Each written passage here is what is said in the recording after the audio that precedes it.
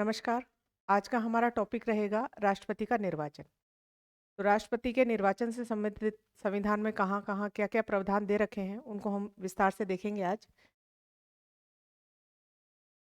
सबसे पहली चीज कि राष्ट्रपति के बारे में कौन से भाग में दे रखा है। जैसा कि आपको बिल्कुल शुरू में चित्र में समझाया था कि संविधान से संबंधित जितनी भी चीजें हैं वो भागों में डिवाइड कर रखी हैं। यहाँ बीच में जो भाग थे उसमें हमने देखा था पहला भाग, दूसरा भाग, तीसरा, इस तरीके से 22 भाग थे। उसी में आप देखोगे जो पांचवा भाग है, पांचवें भाग के अंदर संघ से संबंधित प्रावधान है। संघ यानी यूनियन, यानी केंद्र के बारे में। तो केंद्र से संबंधित जो प्रावधान है वो भाग 5 में है। तो हम आज भाग 5 को देखेंगे। भाग 5, संघ द यूनियन। इसके बारे में आप देखोगे तो इसमें अनुच्छेद जो हैं, भाग 5 में अनुच्छेद पढ़ेंगे 52 से लेके 151 तक। बहुत बड़ा भाग है, लगभग 100 के आसपास इसमें अनुच्छेद हैं। तो पांचवें भाग के अंदर सबसे पहले है संघ की कार्यपालिका। संघ की कार्यपालिका है 52 से 78 तक। संघ यानी केंद्र की विधायिका 79 से है 122 तक। फिर है अध्यादेश, अनुच्छेद है 123। फिर है संघ की न्यायपालिका 124 से लेके 147। और लास्ट में सीएजी के बारे में दे रखा है 148 से 151। ये हमने फिर वर्गीकरण किया है पांचवें भाग का। तो पांचवें भाग में जो ये पहला पार्ट है संघ की कार्यपालिका, उसमें भी जो राष्ट्रपति से संबंधित है, और हमारा मेन टॉपिक जो आज रहेगा वो रहेगा राष्ट्रपति का निर्वाचन। तो भाग 5, पांचवें भाग में संघ की जो कार्यपालिका है 52 से लेके 78 तक, उसमें हम राष्ट्रपति के निर्वाचन के बारे में देखेंगे। इसमें आगे देखिए, ये जो 52 से 78 संघ की कार्यपालिका जो है उसमें बात करते हैं। तो 52 से 73 तक तो राष्ट्रपति और उपराष्ट्रपति से संबंधित अनुच्छेद हैं। उसके बाद 74-75 में है मंत्रिपरिषद, अनुच्छेद 76 में है महान्यायवादी, और 77 और 78 में है कार्य संबंधी निर्देश। तो इनको देखेंगे। जिन लोगों के कार्यपालिका, विधायिका, न्यायपालिका, इनमें समस्या है उसको देखिए आप। शासन जो है उसके 3 अंग होते हैं शासन व्यवस्था के।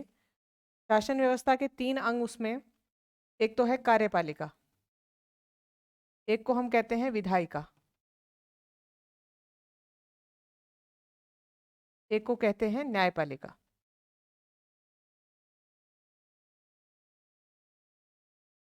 इन तीनों के अलग अलग कार्य हैं, यानी कार्यों का विभाजन कर रखा है शासन में। कानून बनाने का, निर्माण करने का काम होता है विधायिका का। कानूनों के अनुसार सरकार को चलाने का काम होता है कार्यपालिका का। कानून का या संविधान का संरक्षण, व्यवस्था देखने का काम होता है न्यायपालिका का। यानी तीनों के अलग अलग काम है। अब भारत के संदर्भ में ये तीनों इकाइयां अलग अलग नहीं है, कार्यपालिका, विधायिका और न्यायपालिका। भारत के संदर्भ में देखेंगे ये चीज अलग है, खाली न्यायपालिका क्या है, स्वतंत्र है। लेकिन विधायिका जो है, विधायिका में से ही किसको निकाला गया है, कार्यपालिका को। जैसे आप देखेंगे, विधायिका हम बोलेंगे संसद को। संसद के अंदर 2 सदन है, लोकसभा और राज्यसभा, जो कानून निर्माण का काम करती हैं। इन्हीं में से कार्यपालिका यानी सरकार निकाल रखी है। सरकार का मतलब मंत्री परिषद, मंत्री, प्रधानमंत्री, ये सब कार्यपालिका यहीं से बना रखी है। तो आप देखेंगे कि विधायिका के अंदर से कार्यपालिका आ रही है, और विधायिका को आप क्या कह रहे हैं, संसद कह रहे हैं। इसीलिए हमारी शासन व्यवस्था को हम बोलते हैं संसदीय प्रकार की, क्योंकि विधायिका का जो है, कार्यपालिका विधायिका का पार्ट है, उससे अलग नहीं है। जबकि हमारी न्यायपालिका क्या है, स्वतंत्र है। तो ये चीज़ आपको इसलिए समझाई है क्योंकि आगे जो नाम आ रहे हैं, कार्यपालिका, विधायिका, न्यायपालिका, तो कार्यपालिका आपको कुछ समझ में आया इसमें कि जो गवर्नमेंट है, मंत्रिपरिषद है, राष्ट्रपति है, प्रधानमंत्री हैं, वो सब क्या है, आपकी कार्यपालिका। लेकिन ये आए किस में से हैं, विधानसभा, राज्यसभा में से ही, यानी विधायिका के अंदर से ही कार्यपालिका आ रही है, संसद में से कार्यपालिका आ रही है। इसलिए संसदीय प्रकार की प्रणाली है यहाँ पे। न्यायपालिका हमारे यहाँ स्वतंत्र है।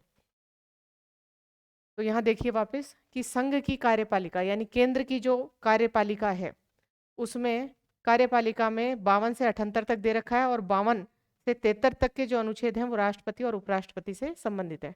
तो अभी तक तो आपको पूरा ये एड्रेस समझाया है कि राष्ट्रपति के बारे में प्रावधान कहाँ है। तो थोड़ा दिमाग में बैठा होगा कि पहला जो है भाग 5, भाग 5 में अनुच्छेद है 52, 52 से लेके 78 तक। उसके बीच में आपको समझ में आएगा कि 52 से 73 जो है वो राष्ट्रपति और उपराष्ट्रपति से संबंधित अनुच्छेद है। इसमें भी हम टॉपिक लेंगे राष्ट्रपति का निर्वाचन।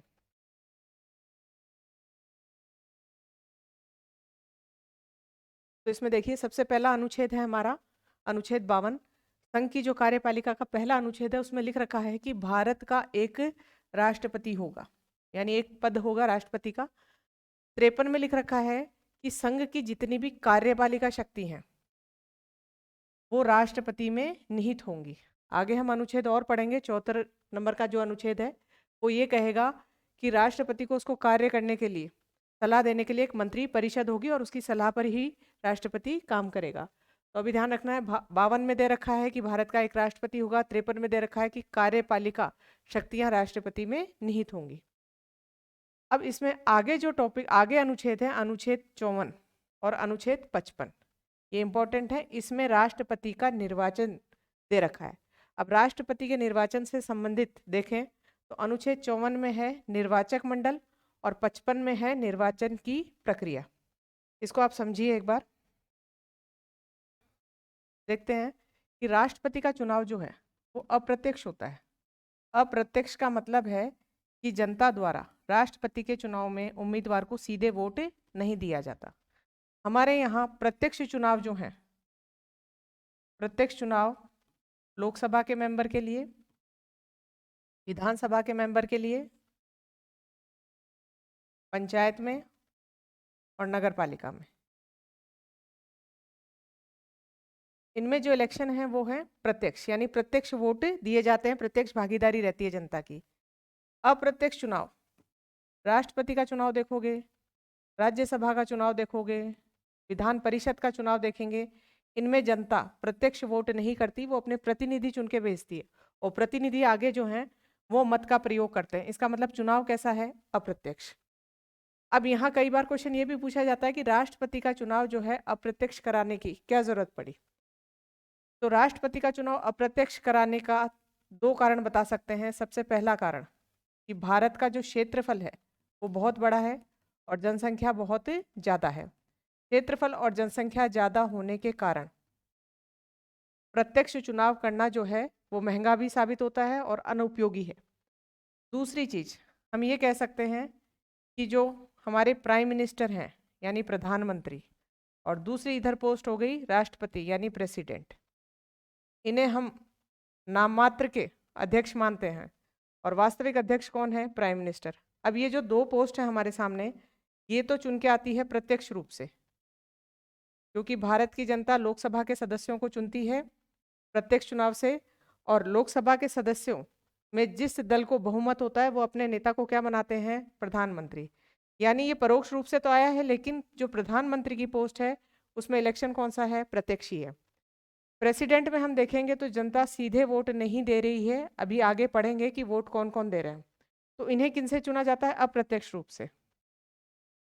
अब दो हेड हैं, यदि दोनों ही प्रत्यक्ष रूप से चुने हुए होते तो प्रेसिडेंट यानी राष्ट्रपति कभी भी मंत्री परिषद की सलाह पे कार्य नहीं करता, यानी इनके बीच में शक्ति संघर्ष की संभावना रहती यदि दोनों जो पोस्ट हैं, दोनों पदों को किससे चुना जाता? प्रत्यक्ष चुनाव से। क्योंकि हम आगे अनुच्छेद 74 में देखेंगे कि राष्ट्रपति जो है वो मंत्री परिषद की सलाह से काम करता है।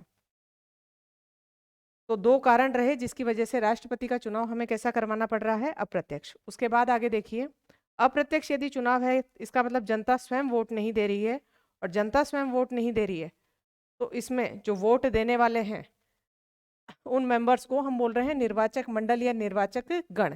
इसको इलेक्टोरल कॉलेज भी कहा जाता है। इसके बारे में संविधान के अनुच्छेद 54 में दे रखा है कि कौन कौन राष्ट्रपति के चुनाव में वोट दे सकते हैं, अपने मत का प्रयोग कर सकते हैं। तो इसमें देखिए, लोकसभा और राज्यसभा के सभी निर्वाचित सदस्य, तो इस लाइन से एक चीज समझ में आ रही होगी आपको कि मनोनीत सदस्य जो हैं वो इसमें ऐड नहीं है। जैसे देखते होगे आप, लोकसभा में 2 सदस्य एंग्लो इंडियन सदस्य जो हैं उनको मनोनीत किया जाता है राष्ट्रपति द्वारा। राज्यसभा में 12 सदस्य मनोनीत होते हैं, तो मनोनीत सदस्य जो है राष्ट्रपति के चुनाव में वोट नहीं डालते हैं।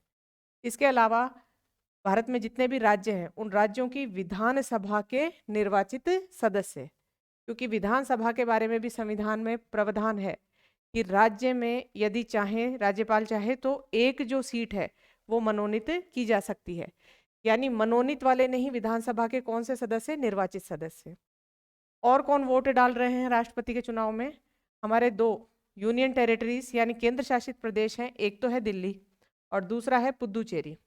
इन दोनों में विधानसभा है, तो इनके भी जो निर्वाचित सदस्य हैं वो वोट डाल सकते हैं। अब इन दोनों के बारे में प्रावधान कब जोड़ा गया? 1992 में 70वां संविधान संशोधन हुआ था। उसके बाद दिल्ली और पुदुचेरी जो है, इनके विधायक जो हैं वो राष्ट्रपति के चुनाव में वोट डाल सकते हैं। तो यहाँ से ये चीजें ध्यान रखनी है। यहाँ हमने लोकसभा राज्यसभा के सभी निर्वाचित सदस्य लिखा है। यहाँ ऐसे भी लिखा आ सकता है क्योंकि लोकसभा राज्यसभा संसद के ही दो सदन हैं, तो यहाँ लिखा आ सकता है संसद के सभी निर्वाचित सदस्य, राज्य की विधानसभा के निर्वाचित सदस्य। इन्हें हम, जो लोकसभा और राज्यसभा के मेंबर होते हैं, इन्हें हम कहते हैं एमपी, मेंबर ऑफ पार्लियामेंट्स, या आप हिंदी में बोलते हो सांसद। विधानसभा के जो सदस्य हैं इन्हें हम बोलते हैं MLA, member of legislative assembly, यानी विधायक। तो आपको पता चला सांसद और विधायक ये वोट डालते हैं। और दो जो केंद्र शासित प्रदेश हैं दिल्ली और पुदुचेरी, इनमें भी विधायक हैं, वो भी वोट डालते हैं, लेकिन सबके साथ शर्त है सारे कौन से होने चाहिए? निर्वाचित। मनोनीत सदस्य इसमें नहीं होते। यहाँ आगे और देखिए आप, राज्यों की सिर्फ विधानसभा ली है, राज्यों में भी दो सदन हो सकते हैं। जैसे केंद्र के अंदर, जैसे केंद्र में होती है संसद, और संसद जो है उसको दो सदन, लोकसभा प्लस राज्यसभा, वैसे ही राज्यों में होती है विधान मंडल, उसमें भी दो सदन हो सकते हैं, विधानसभा और विधान परिषद।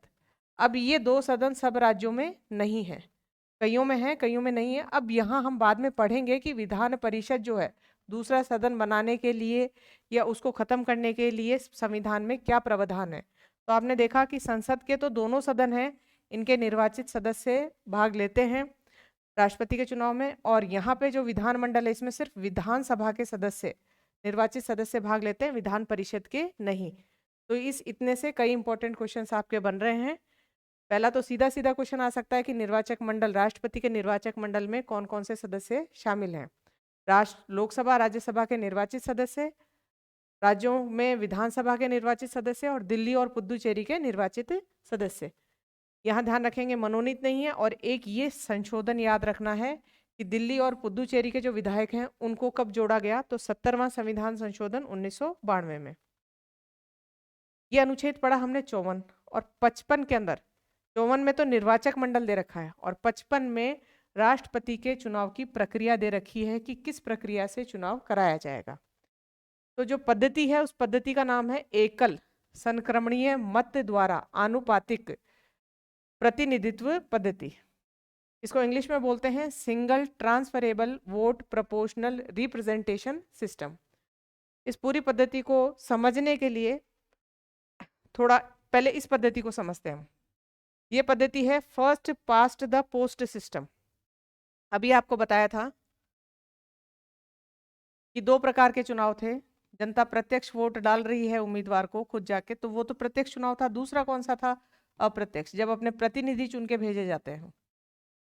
तो यहाँ आप देखेंगे प्रत्यक्ष में ये वाला सिस्टम चलता है, first past the post system. इस पद्धति का मतलब क्या है? जैसे मान लीजिए एक क्षेत्र में वोट हैं कितने? 100, और उम्मीदवार खड़े हुए हैं 3 मान लीजिए 4 उम्मीदवार खड़े हैं, इनको वोट डालने हैं। इस व्यक्ति को वोट जो हैं वो मिले 30, इसको मिले 28, इसको मिले 12 और इसको मिले 30।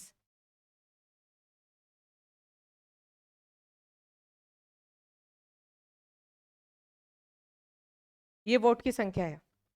एक को 29 मिले हैं, एक को 28 मिले हैं, एक को 13 मिले हैं और एक को कितने मिले हैं? 30 मिले हैं।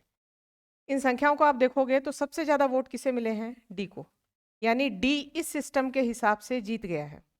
First pass the post system का मतलब होता है सबसे आगे निकलने की पद्धति, यानी डी की यहाँ पे जीत हुई है।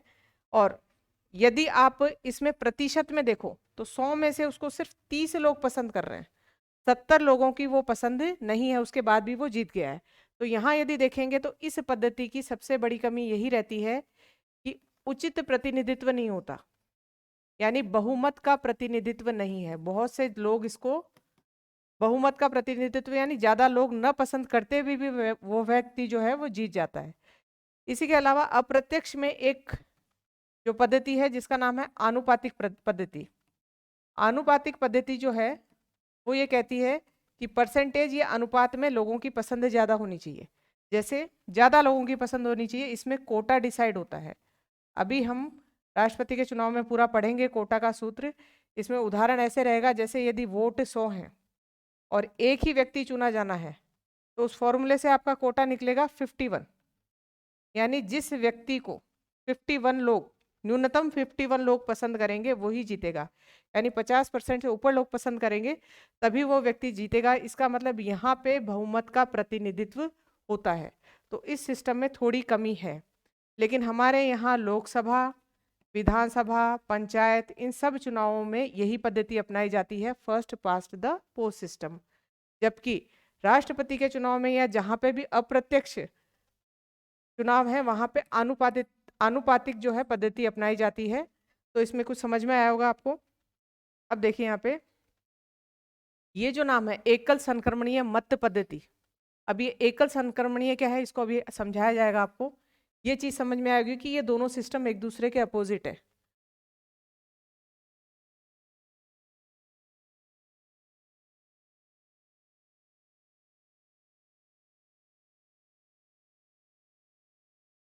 एकल संक्रमणीय यानी सिंगल ट्रांसफरेबल वोट, यानी एक एक वोट ट्रांसफर होगा। इसमें सबसे पहले ध्यान रखना है, राष्ट्रपति के चुनाव के लिए जब वोटिंग की जाती है, जब उनकी गिनती होती है, वोटिंग के समय वरीयता क्रम देना होता है। अब वरीयता क्रम कैसे? जैसे राष्ट्रपति के लिए 4 उम्मीदवार खड़े हुए हैं, ए, बी, सी और डी। कितने उम्मीदवार खड़े हुए हैं? 4 उम्मीदवार। इनको वोट दे के आना है। तो अभी तो आपको इतना समझ में आया कि वोट देने कौन जाएंगे? हम लोग नहीं जाएंगे, सांसद जाएंगे। कौन से सांसद? निर्वाचित, मनोनीत नहीं। सभी राज्यों के विधायक जाएंगे, मनोनीत नहीं, निर्वाचित विधायक। और कौन जाएंगे? दिल्ली और पुदुचेरी जो है उसके विधायक जाएंगे। जब ये वोट डालने जाते हैं तो ये बैलेट पेपर इनको दिया जाता है। इसमें एक तो चीज है ये कि गुप्त मतदान होता है, सीक्रेट बैलेट होता है, यानी पता नहीं चलता। अब पता नहीं चलता तो यहाँ आपको ध्यान रखना है, पार्टी विहिप यहाँ पे काम नहीं करती। पार्टी विहिप का मतलब होता है पार्टी द्वारा दिया गया निर्देश। आप लोगों को पढ़ाया था 10वीं अनुसूची के अंदर दल बदल कानून। दल बदल संबंधी जो कानून था वो 10वीं अनुसूची में 1985 में 52वें संविधान संशोधन द्वारा जोड़ा गया था। और उसमें बताया गया था कि एक दल से यदि एक दल से दूसरी पार्टी चेंज हो रही है तो उस व्यक्ति की सदस्यता जो है वो रद्द कर दी जाती है। उसमें एक शर्त और है कि यदि पार्टी विहिप यानी पार्टी के निर्देशों पे नहीं चलोगे तो भी सदस्यता रद्द होती है। अब गुप्त मतदान हो रहा है तो यहाँ पार्टी के निर्देश जो हैं उनकी जरूरत नहीं होती, उनको मानने की जरूरत नहीं होती। अब जब ये सांसद वोट देने गए, सांसद विधायक वहां वोट देने गए, तो इन चारों वोटों में प्रेफरेंस भरनी होती है। ये 4 उम्मीदवार वहां खड़े हैं, तो यदि आपकी इनकी पहली पसंद है मान लो किसी की बी, तो वो यहाँ लिखेंगे 1। दूसरी पसंद की ये नहीं बना तो कौन बन सकता है राष्ट्रपति? डी, तो इसके सामने इन्होंने 2 लिख दिया।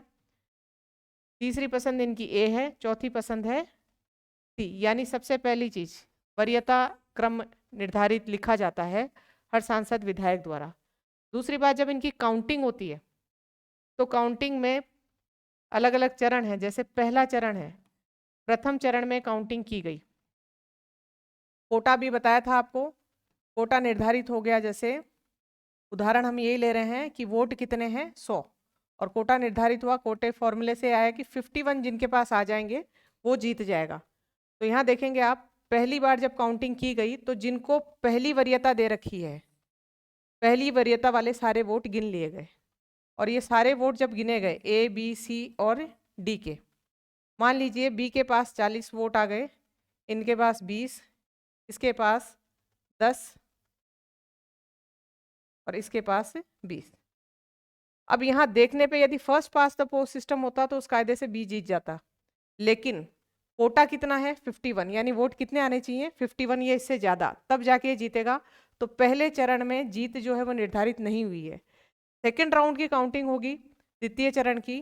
तो द्वितीय चरण में क्या किया जाएगा, इनमें से जो सबसे लास्ट में है, जिसके वोट सबसे कम है, यानी सी के वोट सबसे कम है, तो सी के वोट जो हैं, सी को पराजित घोषित करके इस पहले चरण से आउट कर दिया जाएगा। सी के जो 10 वोट हैं वो ट्रांसफर किए जाएंगे, तभी यहाँ नाम आ रहा है एकल संक्रमणीय मत, यानी सिंगल ट्रांसफरेबल वोट। वोट एक ही तरीके आएंगे, वो वोट ट्रांसफर हो जाएंगे।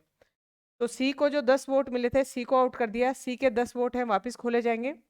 उन वोटों में अब जो दूसरी वरीयता है, क्योंकि पहली वरीयता तो इन 10 वोटों ने किसको दे रखी थी, सी को, तो इनमें जो दूसरी वरीयता है वो वरीयता वाले जो वोट है इनमें ट्रांसफर हो जाएंगे।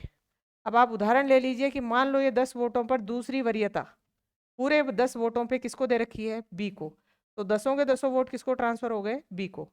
तो द्वितीय जो गणना की गई उसमें वोटों की संख्या 20, इधर 20 और ये 10 इसको ट्रांसफर हो गए, तो 40 + 10 कितना हो गया, 50। अभी भी बी की जीत निश्चित नहीं हुई है क्योंकि कोटा पूरा नहीं हुआ है। कितने वोट चाहिए, 51। तो अब फिर इनमें से कौन सा कम होगा, थोड़ा ये उदाहरण में या चेंज कर लीजिए। जैसे मान लीजिए इसके पास 18 है और इसके पास 22 है, तो फिर दूसरे चरण की जो काउंटिंग होगी उसमें इसको आउट कर दिया जाएगा, इसके वोट ट्रांसफर किए जाएंगे। अब इसके पास जो द्वितीय वरीयता के वोट हैं वो ट्रांसफर होंगे, और मान लो इसके पास ट्रांसफर होके वो वोट आ गए 6, तो कोटा पूरा हो गया, तो तृतीय चरण में इसकी जीत निश्चित हुई है। तो इस तरीके से इनकी काउंटिंग होती है। हमें यहाँ कौन कौन से नाम याद करने हैं, एक तो एकल संक्रमणीय मत पद्धति याद रखनी है, दूसरा ध्यान रखना है राष्ट्रपति का जो चुनाव होता है उसमें गुप्त पद्धति, गुप्त मतदान पद्धति होती है। तीसरा ध्यान रखना है कि पार्टी विहिप यहाँ काम नहीं करता है, पार्टी के निर्देशों के अनुसार इनको चलने की जरूरत नहीं रहती है क्योंकि मतदान कैसा है, गुप्त है। और इनको बैलेट पेपर पर क्या निश्चित करना होता है, वरीयता क्रम।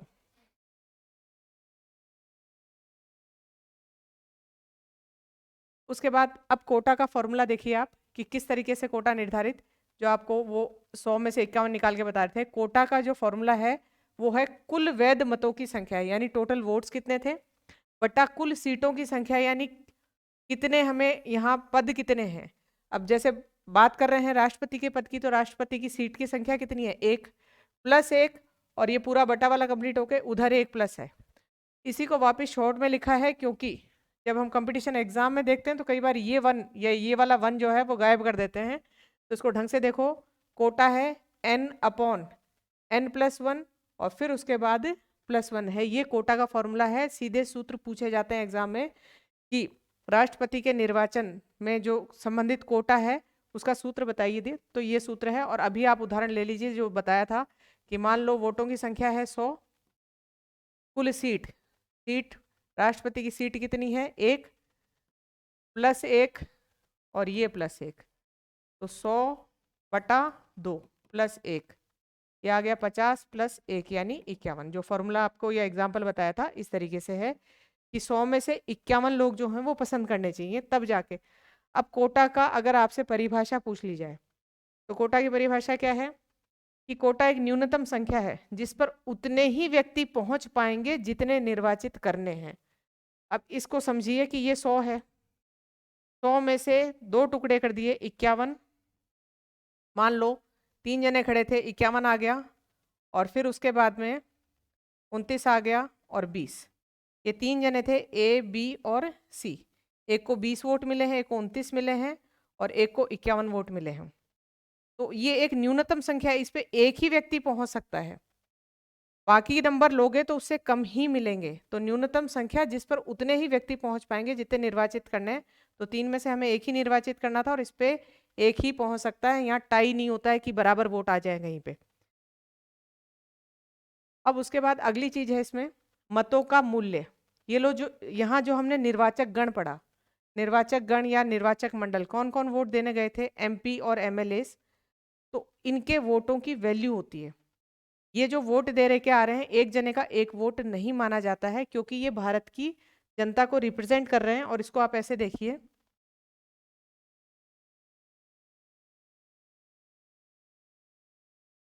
सेंटर में तो लोकसभा, राज्यसभा और सभी स्टेट में विधानसभा है।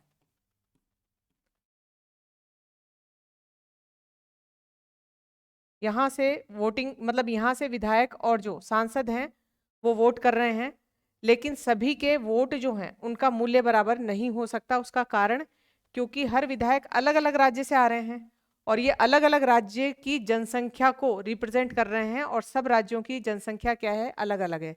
तो इनके मतों का मूल्य निकाला जाता है, और मतों का मूल्य निकालते समय इस चीज को ध्यान रखा जाता है, संघात्मक सिद्धांत को। संघात्मक का मतलब क्या है, हमारा देश जो है उसमें कौन सा ढांचा है, संघात्मक। संघात्मक का मतलब केंद्र और राज्य के बीच में शक्तियों का बंटवारा है। आपने अनुसूची 7 में देखा होगा, वहां 3 लिस्ट दे रखी हैं कि कुछ पे तो कानून बनाएगी संघ सरकार यानी केंद्र सरकार, कुछ विषयों पे कानून बनाने का प्रावधान है राज्य सरकार के पास, और कुछ जो है समवर्ती सूची में है। समवर्ती का मतलब दोनों ही कानून बना सकते हैं। तो शक्तियों का बंटवारा केंद्र और राज्यों के बीच में, यानी इनको बराबर रखा है। उसमें आगे डीप में थोड़ा पढ़ेंगे तब आपको लगेगा केंद्र थोड़ा सा क्या है, प्रभावी है।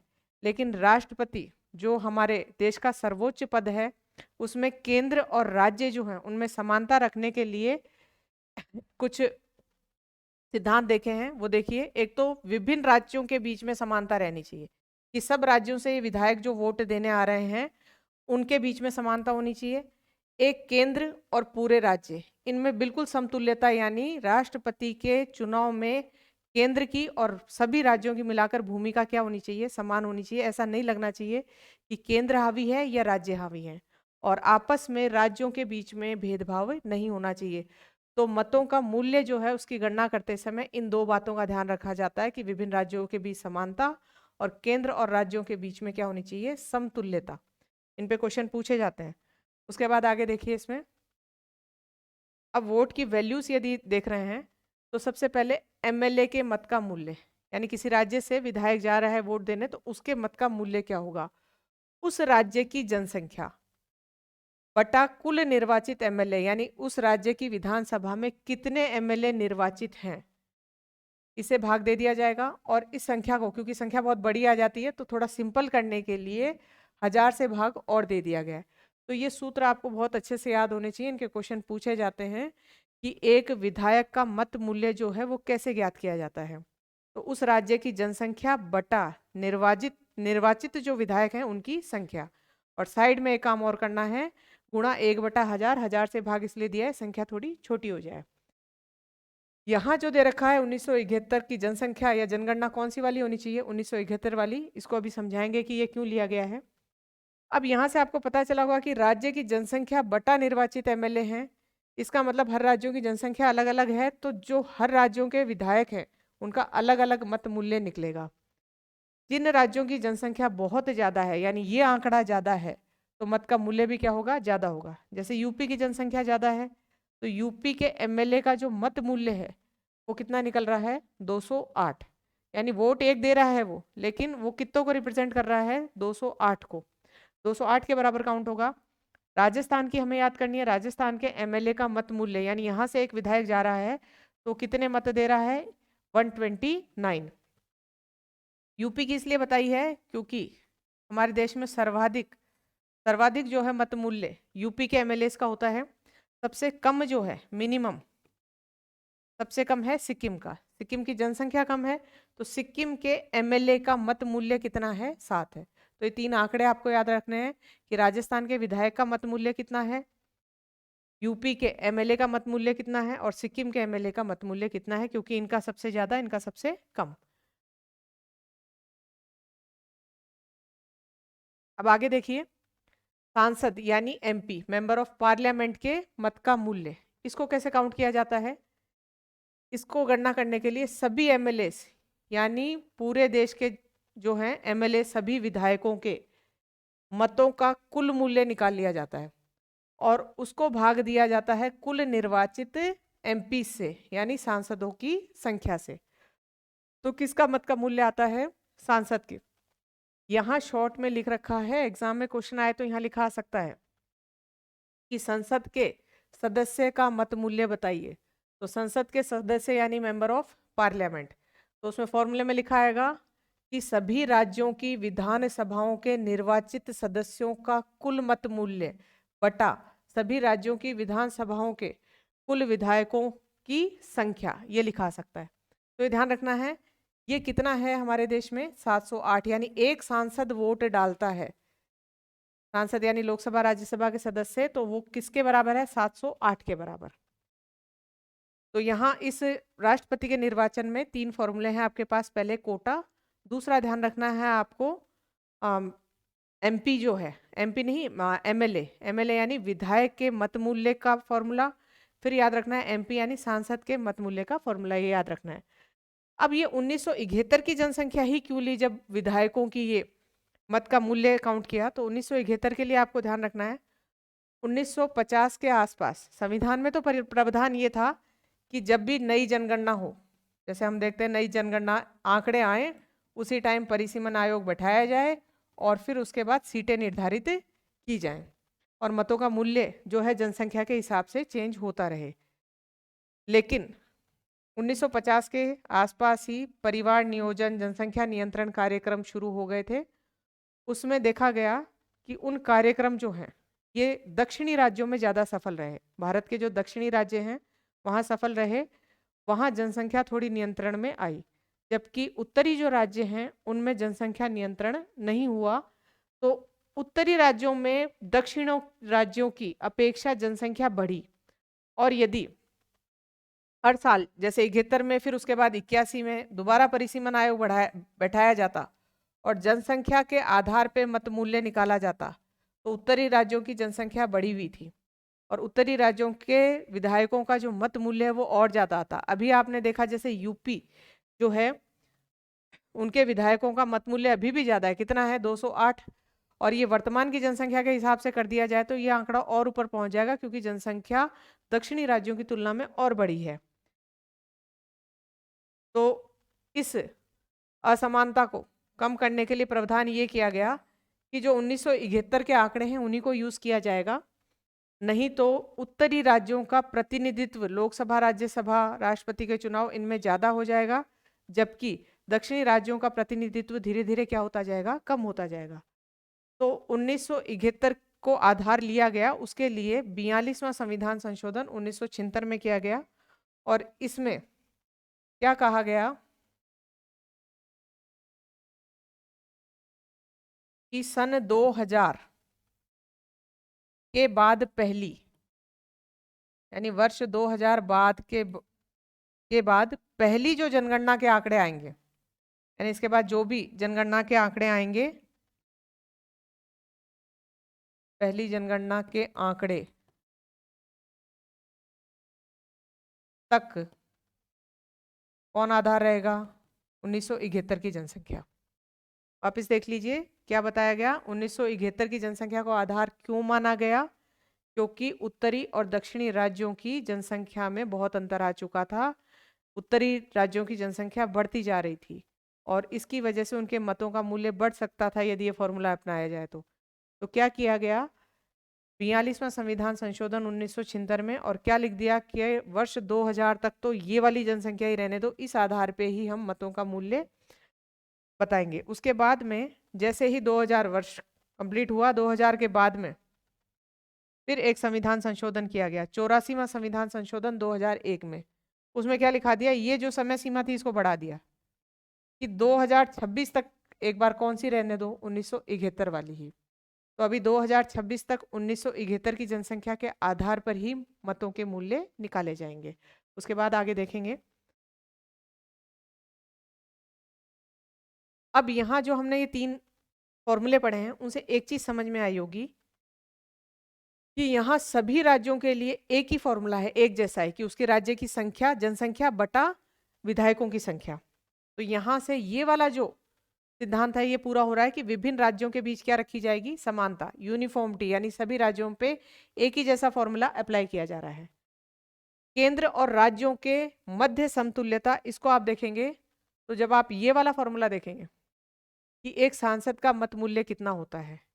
इसको इस साइड ले जाएंगे, कुल निर्वाचित एमपी कितने हैं, तो एमपी का मत मूल्य कितना है उसको गुणा कर दिया एमपी की संख्या से। तो ये तो जितने एमपी हैं,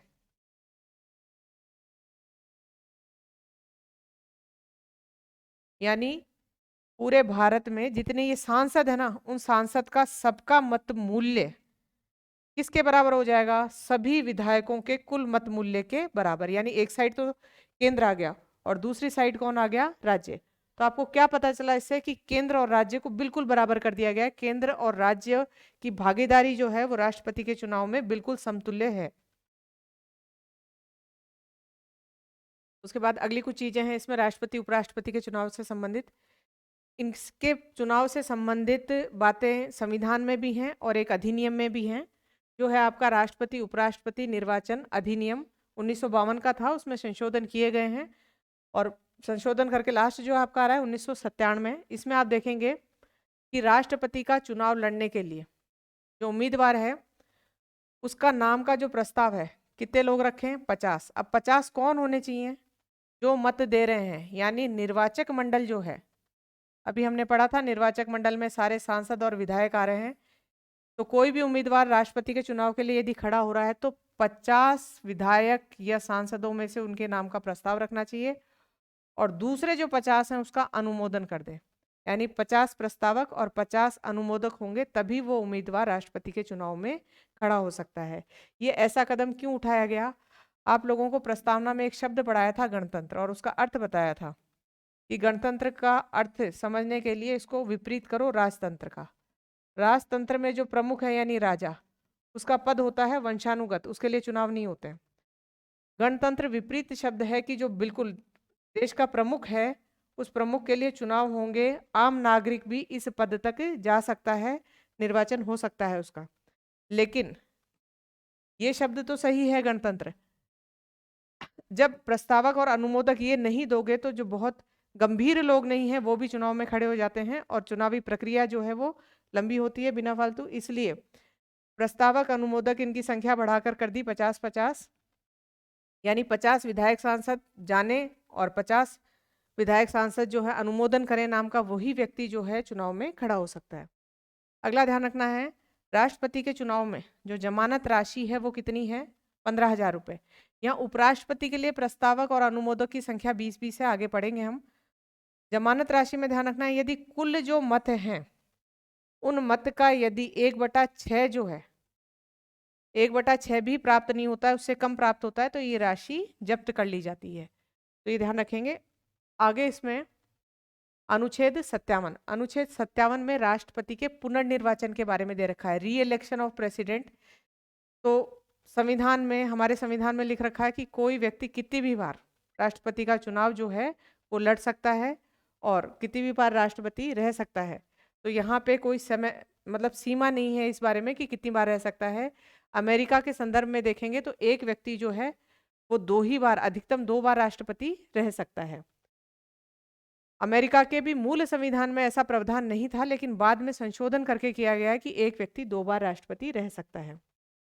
अनुच्छेद 71 जो है ये भी राष्ट्रपति के चुनाव से संबंधित है। इसमें लिख रखा है कि राष्ट्रपति और उपराष्ट्रपति के निर्वाचन से संबंधित यदि कोई विवाद होता है तो वो विवाद जो है उसकी सुनवाई कहाँ होगी, सुप्रीम कोर्ट में, और सुप्रीम कोर्ट का निर्णय जो है वो अंतिम होगा। अनुच्छेद 62 जो है ये भी राष्ट्रपति के चुनाव से संबंधित है। इसमें कहा गया है कि राष्ट्रपति का चुनाव जो है, राष्ट्रपति जो पहले वाले जो राष्ट्रपति हैं उनकी अवधि खत्म होने से पहले करवा लेना चाहिए, यानी अवधि समाप्त होने से पहले चुनावी प्रक्रिया कंप्लीट हो जानी चाहिए।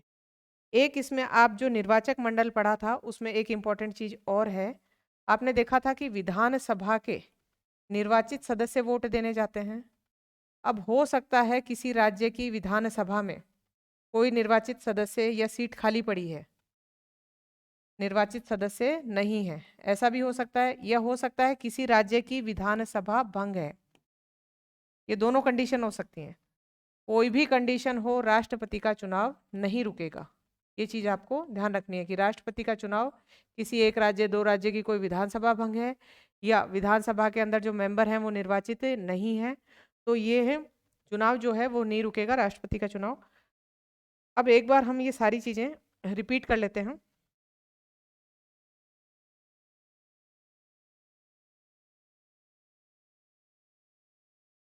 स्टार्टिंग से देख लीजिए, आपको बताया था राष्ट्रपति का निर्वाचन। सबसे पहले इसको निर्वाचन को पढ़ने से पहले हमने संविधान में एड्रेस देखा था कि प्रावधान है कहाँ पे। तो बीच में भाग था, भाग में भी कौन सा वाला भाग, पांचवा भाग। पांचवें भाग में किसके बारे में बता रखा था, संघ के बारे में। तो संघ यानी केंद्र के बारे में। और फिर उसके बाद आपको यहाँ डिफरेंस और बताए थे। संघ के बारे में आप देखेंगे तो 52 से लेके 151 तक अनुच्छेद हैं भाग 5 के अंदर। और हमने शुरुआती अनुच्छेद पढ़े हैं 52 से 78 देखा तो संघ की कार्यपालिका थी, और उसमें 52 से 73 तक अनुच्छेद पढ़े हैं। 52 में दे रखा है कि भारत का राष्ट्रपति होगा एक। 53 में दे रखा है कि संघ की समस्त कार्यपालिका शक्ति किसमें निहित होंगी, राष्ट्रपति में। 54 में निर्वाचक मंडल दे रखा है। 55 में निर्वाचन की प्रक्रिया दे रखी है। फिर आपको प्रत्यक्ष और अप्रत्यक्ष चुनाव समझाया था, और ये भी बताया था कि अप्रत्यक्ष चुनाव जो है राष्ट्रपति के लिए करना क्यों जरूरी था। दो कारण बताए थे कि भारत की जनसंख्या ज्यादा है, क्षेत्रफल ज्यादा है। एक दूसरा कारण था कि जो दो प्रमुख हैं, प्रधानमंत्री और कौन से हैं आपके, राष्ट्रपति, यदि दोनों को प्रत्यक्ष रूप से चुन लिया जाए तो इनके बीच शक्ति संघर्ष हो सकता है। राष्ट्रपति कभी भी इनकी सलाह नहीं मानेगा। उसके बाद हमने पढ़ा था इसके अंदर निर्वाचक गण, जिसमें लोकसभा राज्यसभा के निर्वाचित सदस्य, विधानसभा के निर्वाचित सदस्य, दिल्ली पुदुचेरी को ऐड किया गया था। ये संशोधन याद रखना है, 70वां संविधान संशोधन 1992 में। अगली चीज इसमें ध्यान रखनी है, अनुच्छेद 55 में पूरी प्रक्रिया दे रखी है। प्रक्रिया का नाम है एकल संक्रमणीय मत द्वारा आनुपातिक प्रतिनिधित्व पद्धति। इसका पूरा अर्थ समझा दिया था, आपने देखा होगा कि एक एक वोट ट्रांसफर हो रहा था। और आनुपातिक का मतलब अनुपात में लोग पसंद करने चाहिए ज्यादा। First pass the post system प्रत्यक्ष चुनाव में था, वो भी समझा दिया था कि जिसको सबसे ज्यादा मिल रहे हैं वोट वो जीतता है। इसमें आनुपातिक पद्धति में कोटा निर्धारित होता है। वरीयता क्रम बताया है, विहिप बताया है, ये ध्यान रखना है। प्रथम चरण की गणना, द्वितीय चरण की गणना, ये सारी चीजें बताई गई हैं। 3 फॉर्मूले बहुत अच्छे से याद करने हैं। कोटा कैसे निर्धारित होता है, कुल वैध मतों की संख्या बटा कुल सीटों की संख्या, और वो दोनों प्लस एक ढंग से ध्यान रखने हैं। कोटा का फॉर्मूला, कोटा की डेफिनेशन याद रखनी है। मतों का मूल्य जब निर्धारित करते हैं तो दो सिद्धांत आपको ध्यान रखने हैं। फिर उसके बाद एमएलए जो हैं उनके मतों का मूल्य, एमपी के मतों का मूल्य, और ये 1971 की जनसंख्या, इसको आधार क्यों माना गया है ये ध्यान रखेंगे। निर्वाचन से संबंधित एक अधिनियम भी है राष्ट्रपति उपराष्ट्रपति के, उसको ध्यान रखेंगे। वहां दे रखा है कि 50 प्रस्तावक और 50 अनुमोदक होने चाहिए। जमानत राशि, कुल मतों की संख्या, ये सारा याद रखना है। अनुच्छेद 57 में पुनर्निर्वाचन से संबंधित, 71 में आपके राष्ट्रपति और उपराष्ट्रपति के निर्वाचन से संबंधित विवाद, और अनुच्छेद 62 में राष्ट्रपति की जो अवधि है समाप्त होने से पहले चुनाव होने चाहिए, ऐसे प्रावधान दे रखे हैं। तो ये पूरा राष्ट्रपति के निर्वाचन से संबंधित जो पूरा पार्ट है ये कंप्लीट हुआ है। इसके बाद हम इससे संबंधित सारे प्रश्न देखेंगे। धन्यवाद।